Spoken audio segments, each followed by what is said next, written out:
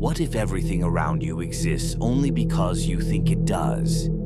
Every person you've ever met, every sound you've ever heard, every memory you trust. What if the universe itself is something you subconsciously created and continue to maintain simply by being aware of it?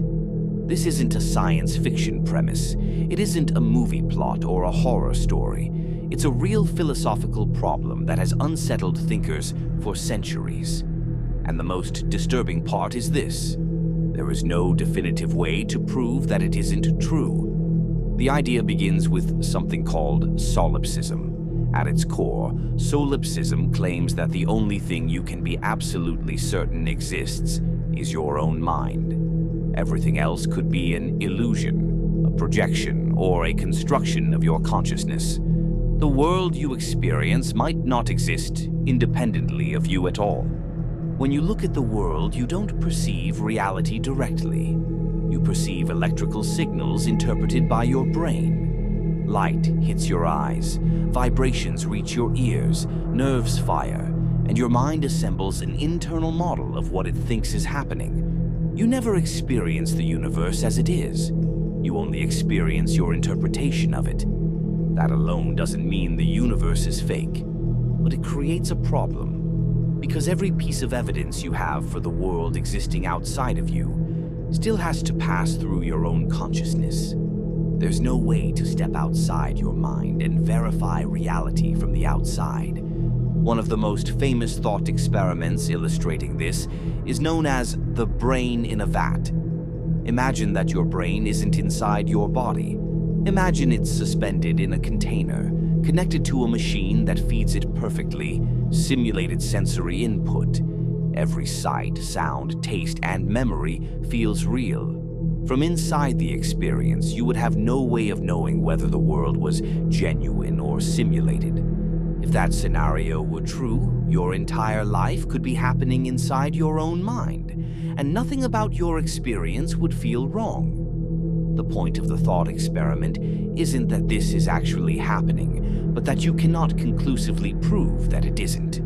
This leads to a deeply unsettling realization. If you can't prove the external world exists independently of you, then you also can't prove that you didn't create it, consciously or subconsciously.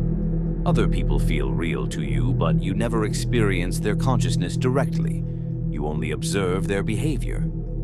Philosophers call this the problem of other minds. You assume others are conscious because they act like you do, but that assumption is never confirmed by direct experience. From your perspective, everyone else could be part of the same mental projection. This idea isn't new. Variations of it appear throughout history. In ancient philosophical traditions, especially in certain schools of Eastern thought, reality was seen as inseparable from consciousness. Some interpretations suggested that what we perceive as an external world is deeply tied to the mind that perceives it.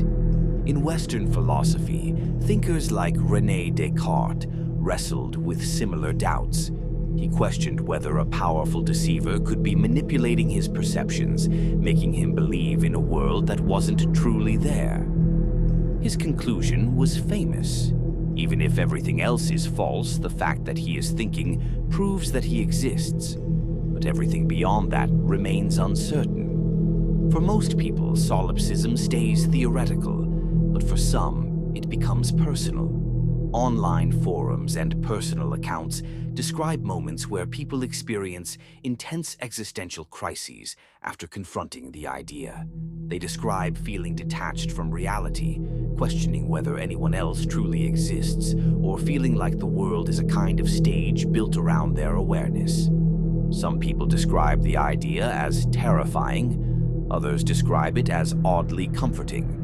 If the universe is a projection of your mind, then nothing is truly hostile. Nothing is truly outside you. Everything becomes an extension of the self. But this idea runs into immediate problems. If you created the universe, why doesn't it obey your will? Why does pain hurt? Why do accidents happen? Why can't you change reality simply by thinking differently? Supporters of the idea sometimes argue that the creation is subconscious, that the rules of the universe are self-imposed, that limitations exist because without them, experience would collapse into chaos. In this view, reality resists you because you designed it to feel real. From a scientific perspective, this idea is not supported, but it also isn't directly disprovable. Science operates under the assumption that an objective universe exists independently of observers.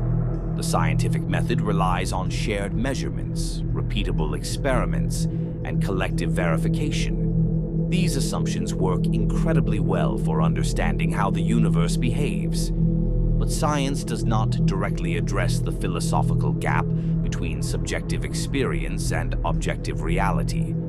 Neuroscience can explain how perception works, but it cannot step outside consciousness to confirm what lies beyond it. Physics can describe the structure of the universe, but all observations are still filtered through minds. Even quantum mechanics, which sometimes gets misused in these discussions, does not prove that consciousness creates reality. While observation plays a role in measurement, it does not imply that a single mind is generating existence itself. Most physicists reject that interpretation entirely. This leaves solipsism in a strange position. It is logically possible, but practically useless. It cannot be tested. It cannot make predictions.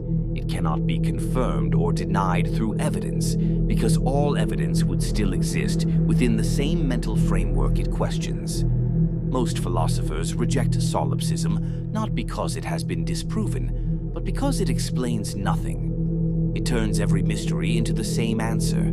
It's all in your mind.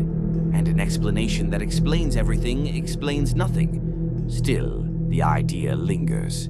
Because no matter how much we trust reality, we are trapped within our own perspective. We live inside our thoughts. We experience the universe from a single point of awareness that can never fully escape itself.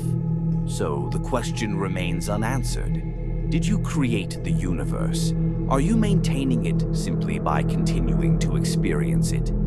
You cannot prove that you did, but you also cannot prove that you didn't, and maybe that's the point. The idea isn't meant to be believed. It's meant to unsettle you, to remind you how fragile certainty really is, how thin the line is between the world inside your head and the world you believe exists outside of it. Reality might be shared, reality might be independent, or reality might begin and end with you, and you would never know the difference. If you want more explorations into unsettling ideas, strange philosophies, and the places where science, belief, and fear overlap, make sure you subscribe to Beyond the Breach. That's where we go when the answers stop feeling comfortable.